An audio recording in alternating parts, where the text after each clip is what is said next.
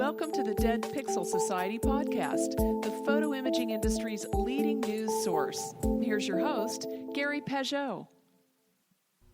The Dead Pixel Society podcast is brought to you by Media Clip, Photo Finale, Advertech Inc., Got Photo, Printbox, Photobook.ai, and the IPI Member Network. Hello again and welcome to the Dead Pixel Society podcast. I'm your host, Gary Peugeot, and today we're joined by entrepreneur, photographer, author, and the CEO and co-founder of Insurious, Matt Sweetwood. Hey, Matt, how are you today? Gary, it is so good to be here with you. Thanks for having me on. So most people in the photo industry know Matt Sweetwood and the Sweetwood family from a little tiny hole in the wall little camera store in New Jersey called Unique Photo. Can you kind of give us a background on where I went wrong in that description? I think that that's probably accurate because we're tiny little people. No, I'm joking, of course. No, we had it really was an amazing career. I had, almost 30 years, from a small company with 4 people we had working. We were a little distribution company, delivering film and batteries and flash bulbs in paper bags to small stores in the New York, New Jersey area. And when I left the company in 2015, we were one of the largest, single location camera stores in the country, had a big distribution company, and kind of caused a bit of trouble in the photo industry. Been friend and foe with Polaroid and Fuji Film and a bunch of other companies. But I like to think that, even after that many years there, people, I don't know, there's a combination of people that hate me, love me, fear me, or laugh at me. I think the laugh at me is probably the biggest contingent, but nevertheless, it was quite a journey through the photo industry, the photo business. And in some ways I miss it. And that's maybe why I've somehow been drawn back to it. Yeah, that's one of those things where I think people, when it comes to Matt Sweetwood, they've got an opinion. Whether they love you or hate you, they've got an opinion. Yeah, we had a president like that, I think, right? So, yeah. So you were with the company, you were president of the company, you were there for a lot of growth. Your parents actually started it, as I recall. Yep. And so it was a family business, and it's still in the family, correct? Mm-hmm. That's correct. So then they're doing a really good job with it. I taught them well. There you go. And so, yeah. So then you left in 2015 to kind of spread your wings. You did a couple of things here and there. Can you kind of talk about the companies you've started and worked with since then? Mm-hmm. Yeah, I was a consulting CEO for a social media network called BB. I helped them out and get started and get going. They're still operating primarily out of Spain. I wrote a book in the middle there, sort of my life story, crazy journey through the photo business and through, being a single dad, called Leader of the Pack. Very proud of that book. A lot of people talk about how it's helped their lives. I've done consulting. I speak pretty frequently, obviously now during COVID time, not so much speaking, but we do some virtual. I've done some virtuals in front of some big companies. I have a couple of really good talks on happiness and personal responsibility. I know something you would like. And then I decided it was time to leave the New York area after New Jersey area after spending my whole life, move to Florida. And here I actually am currently involved in 2 startup projects. One, Lux Now, which is a luxury rental platform for autos, homes, and yachts, a little bit like Airbnb, the luxury side, which we're sort of dragging along during this COVID time. Obviously, tourism industry is low. And the startup, which I really want to talk about, which we just launched 2 weeks ago, called Inturious, which is very relevant to your audience. And the concept behind Insurious is a quick access to essentially all peril insurance for your camera, video, accessories, all sorts of stuff, computer equipment. When I ran that camera store, I used to laugh sort of sadly. People would come in the store literally every day and say, my equipment was stolen. and they would find out that their homeowners or business insurance doesn't cover it, the auto insurance doesn't cover it, this doesn't cover it. And so we've come up with a product that's very, very unique for just a few dollars a month. And in about 5 minutes, all online, you can get insurance to cover all of your equipment. I know I sound like I just gave a sales pitch, but I'm really excited about the product because it fills in a missing place. You know, even if you have some equipment insurance, it doesn't cover you against all peril. And even though, you know, no such thing as all peril, but in our case, we're covering things like earthquakes and floods and water damage and loss. And if you drop it, you break it, it's stolen, all sorts of things like that at a very low cost. So we believe this is a product that will be really exciting, and you can go get it right now. So the question is how is this different from other offerings in the space? Because I know there are other players in the space. I think PPA has a relationship with an insurance company to provide this sort of coverage. So what's the difference? And okay, so there's a couple of differences. One, like I said, it's the range of coverage. This is going to cover you against things that the normal policies don't. For example, earthquake. I know that's an unlikely, relatively unlikely, but flood damage, water damage, you drop it in water, it's stolen, it's lost, it's broken. Really under almost any kind of condition like that. In addition, if you look at the cost of this insurance, you're going to see it's extremely low. Yeah. You can. Yeah, that was one thing I noticed is the premiums are what, like $12 a month, right? You have policies that'll cost you $150 a year. You can insure, you know, $5,000, $6,000 worth of equipment. It's a really low rate. You'll see uber fast claims. And the best part is that you sign up, you'll have the policy typically within a few hours, maybe at most 24, 48 hours. You'll actually have the policy and be enjoined. We also cover rental equipment. So when you go rental equipment, you can actually have that covered. So for example, if you are a journalist, and a lot of the journalists now own their own equipment because the papers and whatnot aren't providing that. It's been like that for a while now, of course. Yes. Yeah, exactly. Yeah. And so let's say you were covering a natural disaster, you know, a flood or something. So this would account for that for an independent journalist. Or let's say you're covering a mostly peaceful demonstration and someone bumps into you and knocks your camera down or steals it from, it's covered. You're covered. Okay. So, and, you know, a really quick access, you know, and you think of it's not only for professionals, you think there's a lot of consumers out there that, you know, have lots of camera equipment. They travel, you go abroad, right? Cameras are stolen, damaged, whatever, lost when they're abroad. So it covers that too. We're also excited. We'll roll out, I'm actually looking for those of you listening out there, I'm looking for a couple of dealers to work with me to build out the dealer program, sort of in a beta test. So we have an affiliate program built in, and we'd love to, you know, have the dealers go out there and sell the product, earn revenue for themselves and spiffs for their salespeople, and actually be able to sell that kind of insurance at the point of sale. And I think the actual point here is that this is a win-win for everybody.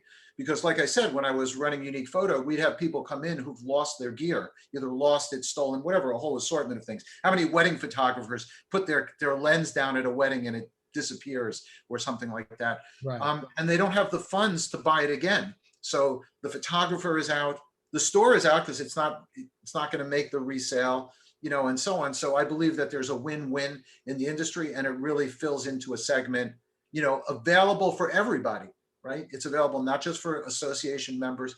Anybody can take advantage of this. And I think the cost point is at a place where it's extremely attractive, and the access to it. And I don't want to underestimate this. You know, people view buying insurance sometimes is a little bit complicated. Sure. I'm telling you, you can get through our application. We say 7 minutes or less. You can really get through that application in 5 minutes, enter your credit card, and you're covered. It's really as simple as that. It's a fintech product, which I love being able to say fintech on a podcast. It's cool. It's very trendy, fintech. Right, very trendy. I feel everything's very fintech now. Yes, yeah.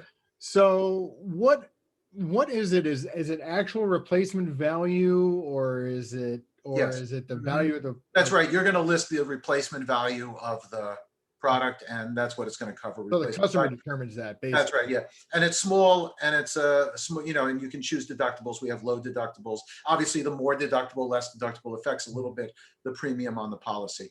But Sure. you'll see the policies that come in when you're insuring, you know, between $5,000 and $10,000 of equipment, even up to $20,000, really low. and I believe we can insure up to, maybe $50,000 or $100,000 worth of equipment. So, we have range at the high end for even, working professionals and businesses. Or even those Leica people. Even I don't know. I think we might have a Leica exclusion. I don't know. Of course. So talk a little bit about if you can, what you see is what's happening with dealers these days and the opportunity. Because I think, as we've all seen, the camera market is stressed right now in terms of, people aren't buying as many cameras. They're certainly not buying the amount of equipment and accessories. So obviously dealers need to find other areas of revenue. I mean, that was the success formula that I used at Unique Photo, where we went from having no camera store, and in a few years had one of the biggest, was continually look for imaginative ways to draw people to your establishment. Either that's online or it's in the store. And that's by creating experience, providing products, service, all sorts of things. I mean, I'm kind of saying things like, if I was a camera store owner and I was listening to me right now and be like, yeah, Matt, we know all of this. But knowing all of it and then really sort of thinking about it and, actually executing and going out there. I will tell you, when I left Unique, I had many projects on my desk. In other words, some of them were pie in the sky, like, hey, I'd like to do this. So I was always in that mode of trying to find the next big thing. What are we going to offer? What are we going to do next? How are we going to change the game next? When I created the education program, essentially the first ones to really do that on the scale that we did, and then I started to look at how to work the education program, and then built a rental department and built a used department, and then build all of these things, and then look within those departments how to improve upon them. Sure. Right? So if you have an add-on like this that can add revenue onto a sale very easily and repeat revenue, right? So this is a repeat revenue. It usually is an ideal thing. Now, there's not a lot of big dollars in it, obviously, because, if you're selling $150, policies, there's not a lot of room for, but it's a thing that you can repeatedly sell and provide a service to your customer and tie the customer to the store, because he knows he got the insurance from you. So he's more likely, if he has a claim, to come back with his money and buy from you. And we all know that story. So you're always looking for something like this, add on, simple way to, create something, create a story, create anything. So we believe that this is going to dovetail really well into that retail channel. I think it's interesting you mentioned that about, creating experience. I remember when Unique University was launched, and some of the things you were doing there was pretty impressive. And I had the chance to see the store. Gosh, must have been 10, 12 years ago. I was out in New Jersey and saw the store and saw how you had the various boutiques set up for the different brands, and you had, I think, a coffee shop in there. And really, COVID's kind of thrown a curveball at any retailer who is offering experiences now. I think that we just need to hold on a little bit longer. The pent-up demand for human beings to socialize and get back out there is enormous. And I do believe that, without being political, that now the election is over, I believe that you're going to see opening up of states. And I just think that people are so desperate to get out there. I know here, I'm now in Florida, and we've been open the whole time. All the stores and everything have been open. What I've noticed is that all essentially, and this is what leadership here has claimed, and I've actually watched it happen, is that the stores operate COVID friendly. They keep distance, they clean, they wear masks, they do all the things you're supposed to. And so I think that's a pivot point for retailers. So if some advice to a retailer right now is, you get right out in front of that COVID thing, if you haven't already, and just say, hey, look, we're making an environment here where you can come in. If you have classes, you can try to have them outdoors. You can socially, there's all sorts of things, but get in front of it. And that's how I always viewed marketing for me when I was at Unique, is whatever the situation was, I wanted to be out in front of it. Right. So you should have a COVID camera something. Right? I can already think of how to do it. You come in and you clean. How about having a COVID cleansing of your camera to make sure that your cameras, it's a silly idea, but I'm just saying, crazy ideas like this would roll around in my head all the time. How to do it, right? I would turn around and look at some of the big guys and I'd be like, okay, how do I get my advantage on them? What do I have to do? How do I get people in the store? Whatever it is I got to do, I do. That's one of the things that I've mentioned a couple times with guests on the show is there are folks who are looking at COVID as a temporary experience where eventually it will go away. But I think in a lot of ways, COVID lifestyle is going to be with us for a long time. This hand sanitation, even mask wearing, I think is going to continue at least when people fly. Certain areas where, contactless payments or kiosks or things like that will still be prevalent. So I think it is one of those things where a retailer or service provider has to get ahead on because it's not going away. I could not agree more. There's a psychological component to this. Mm-hmm. Even let's say we had a situation where everybody was vaccinated, okay, which won't happen, but let's say you had a situation with that. How many people really would be 100 convinced in their hearts that even though they're vaccinated, they couldn't get COVID? Well, there's a large percentage of people that are going to be afraid. Or what about COVID-21? Yeah. Right? Because that's coming. Right. Or 22 or whatever it is. So I agree with you, this new clean way of living, right? I'm already starting to formulate the marketing plan in my own mind for the store, but I don't need to do it. I'm not running a camera store anymore, or retail or any kind of thing like that. But to me, that would be, how I would focus my business. Mm-hmm. And then I would start to look at how I can work around that. Right. Yeah. And that's actually like, I already have an idea for a course. Yeah.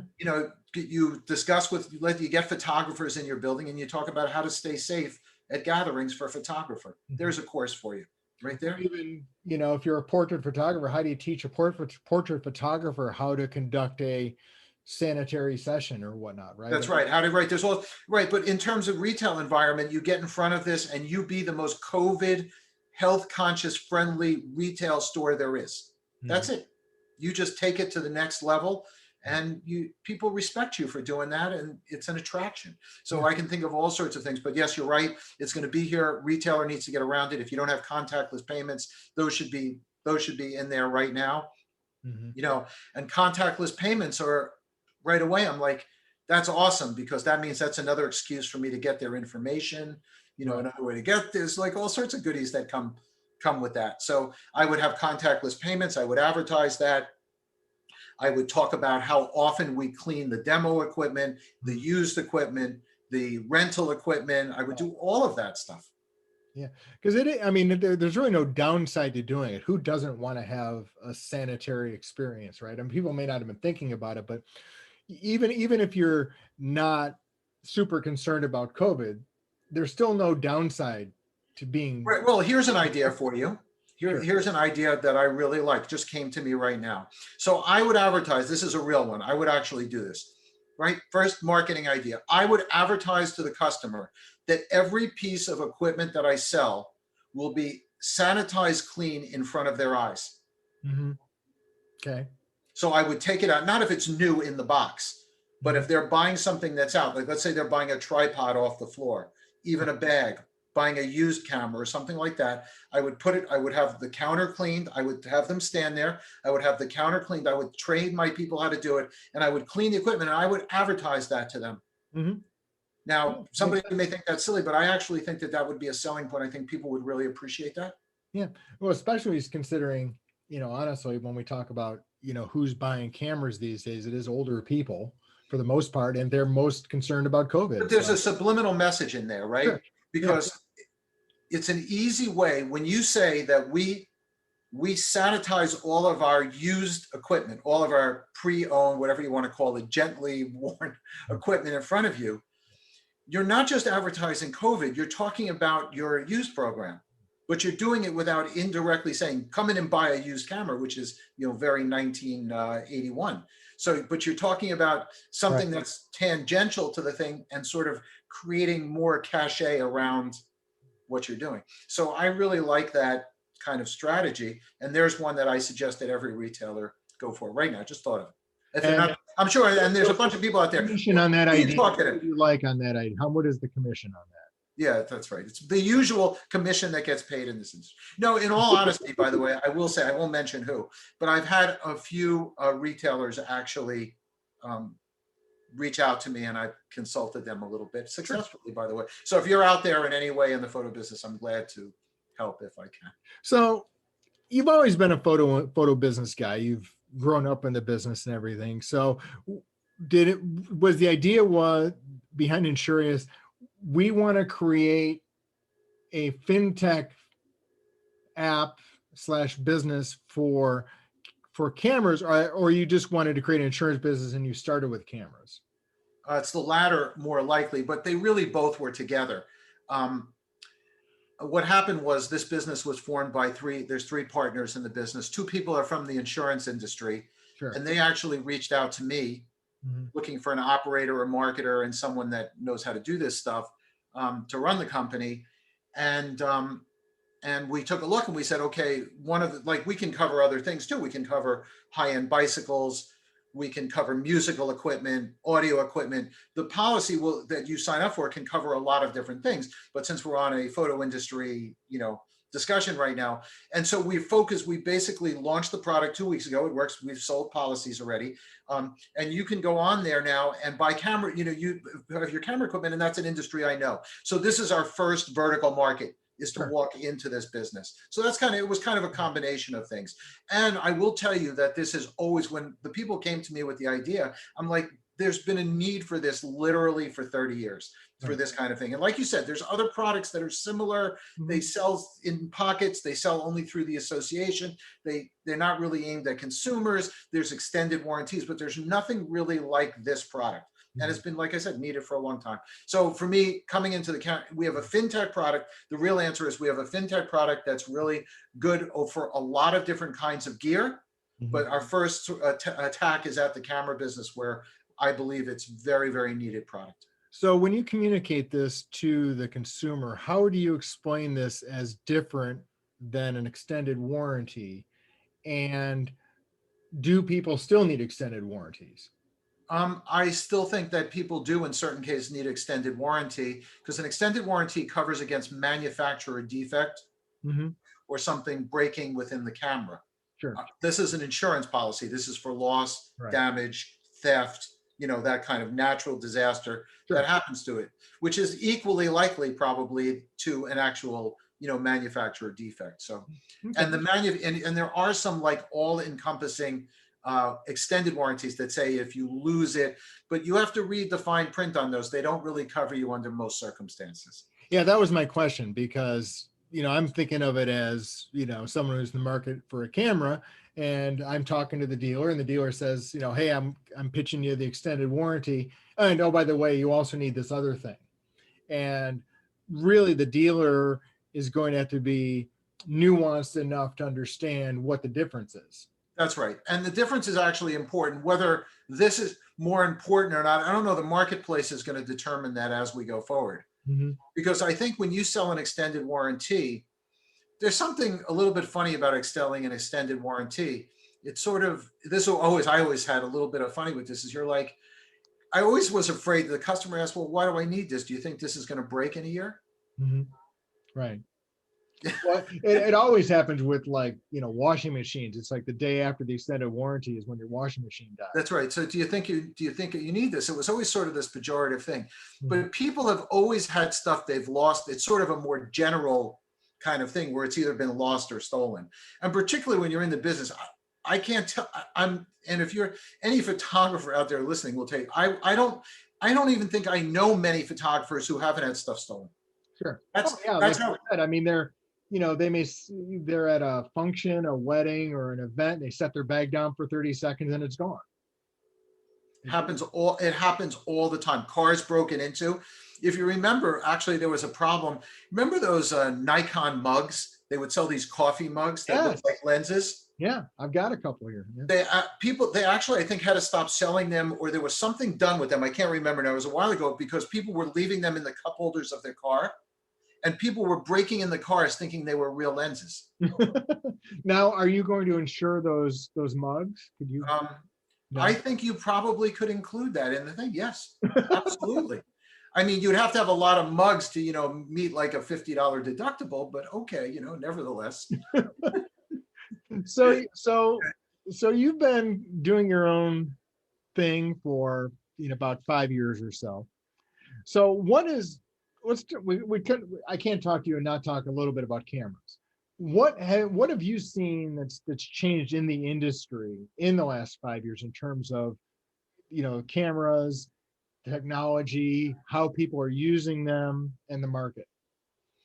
I think that, obviously there has been a continued downward pressure on sales, in the camera business, the smartphones, guilty. I mean, I'm guilty. I have a whole bevy of Lumix cameras. I shot as a luminary for a while, but the smartphones are really powerful. COVID affecting just people traveling and just going out in the world. I think, I've been in the camera business a long time, and it just seems like it's a bad luck business. I don't know if that's God's will or whatever it is, but it just seemed like throughout the history, events beyond any prediction or control just seem to come and just hurt, hurt, hurt. And I will tell you also, I have to lay some of the blame for what happened in the industry on the manufacturers and the big vendors, Sure. from the days of Kodak and Polaroid and the way they would punish the dealer channel back in the day. And then the lack of support for the dealer channel as a general principle, not controlling it in a way that's beneficial also for the dealers, even though a lot of the executives in those companies probably would deny it. No, we care about the dealers, but we all know what the real story is. So I think over the last couple of years, I think just the pain quotient has increased. The environment from COVID to smartphone development to the movement to online sales, where a local store is at a disadvantage, to the power of Amazon, and it's just been a really, really rough ride. On the good side, I think that the quality of product in the photo industry has never been higher. Sure. We briefly touched on this before we got on, but I still have people come to me, what should I buy? What should I buy? And there's no such thing as a bad camera. Is there a bad camera? Is there a bad tripod? Is there a bad? I mean, they're all great. Everybody's making great product. And so the ability to differentiate, of course, that also is a negative, because the ability to differentiate comes down to a little bit of a marketing game. But on the good side, I mean, I know today, in the last 5 years, the quality of product that's being put out there is really spectacular. The cameras, from even, inexpensive cameras to high-end cameras, they do things that are just truly amazing. And a real credit to the R&D and the technology that exists. I wish, as a matter of fact, the average consumer had a better understanding of how truly incredible what those electronics do. They just see them as, they snap a picture, they think it's basically, just appears. They don't understand how complex the software and the hardware and the imaging sensors and all of that stuff that happens, really is. It's really amazing. So, yeah, that's one of the things I think that the industry has struggled with the last few years is, why does someone need a camera? And I know there are those who advocate almost that it should be like a watch, in the sense that it's a luxury item, it's a status symbol. If you have a camera around your neck, you're really differentiating yourself from the plebes and the other folks.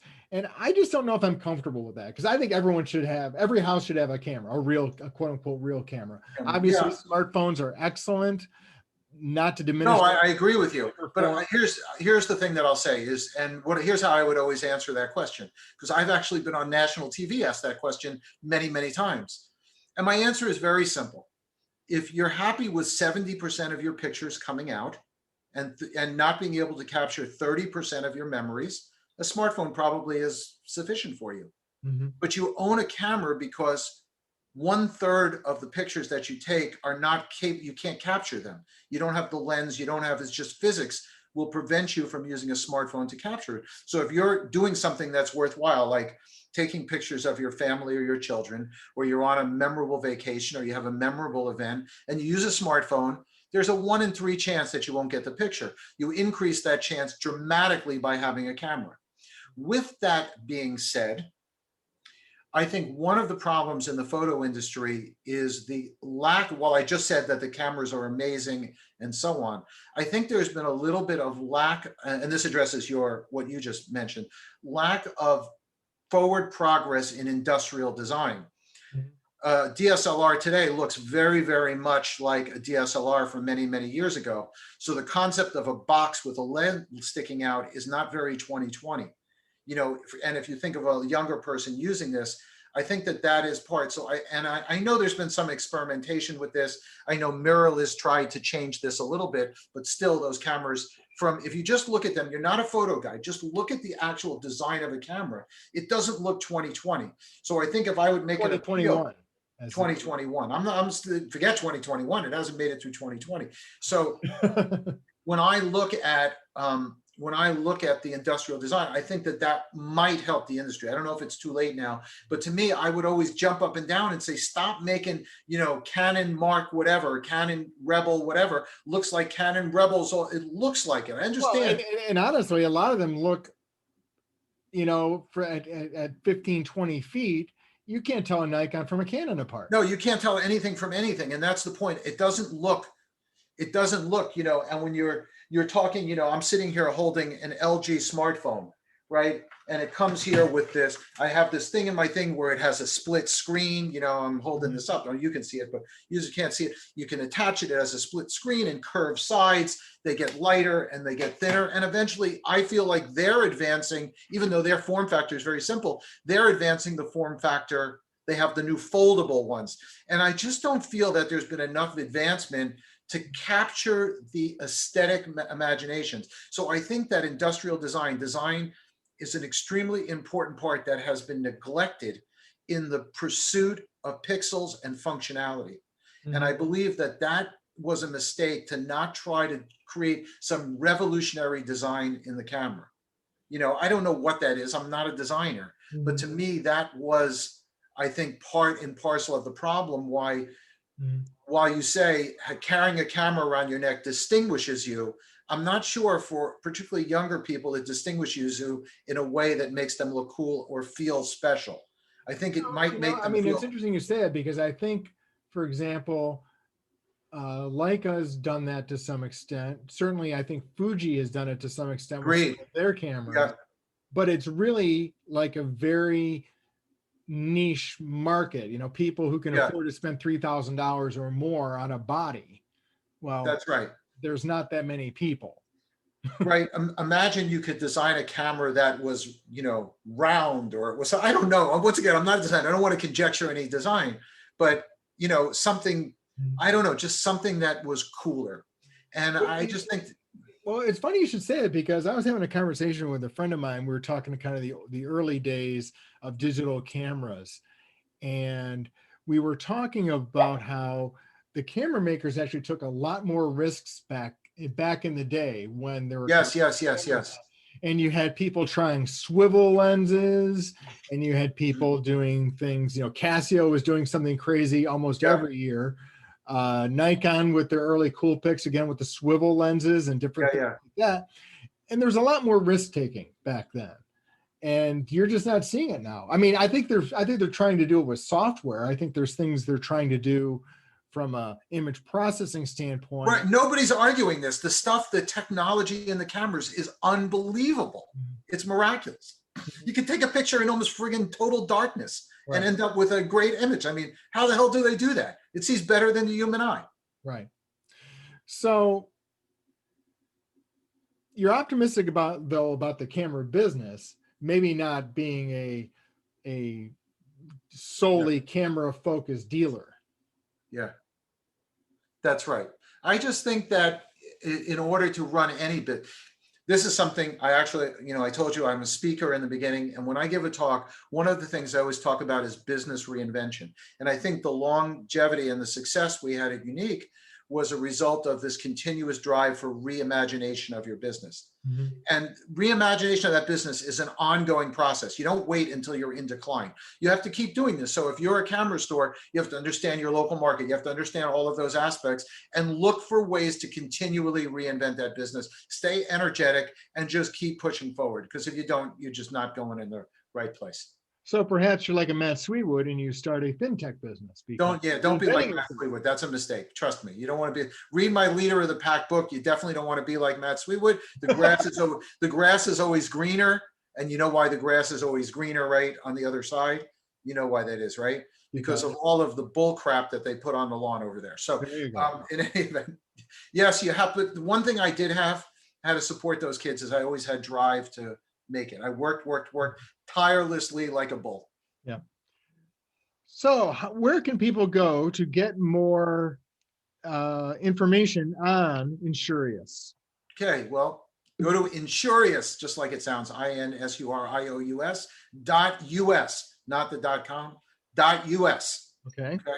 And you can actually get a quote in 5 minutes. You don't have to buy, you can just get a quote, check it out. We got a really kind of funky video up there you can watch. And I'm telling you, it's a really amazing product. We're really excited about it. And you can always get me. I am at @MSweetwood everywhere. I love hearing from people, particularly people from the photo business. And I'll say hi to everybody out there who I haven't seen in a while, which I'm looking forward to seeing again. Hopefully we'll start some trade shows again and I'll show up there and cause some trouble. I'll body paint myself and we'll be ready to go. Yeah, I think I've got a picture of you from a Photo Plus from, I don't know how many years ago when they did a skull or a skeleton on Yeah. it. Yeah, I don't want to know what you're doing with that picture, but well, I think that's going to be the picture on the promo for this event. Well, thank you, Matt, for your time, and great reconnecting with you, and glad to see you're back in the industry.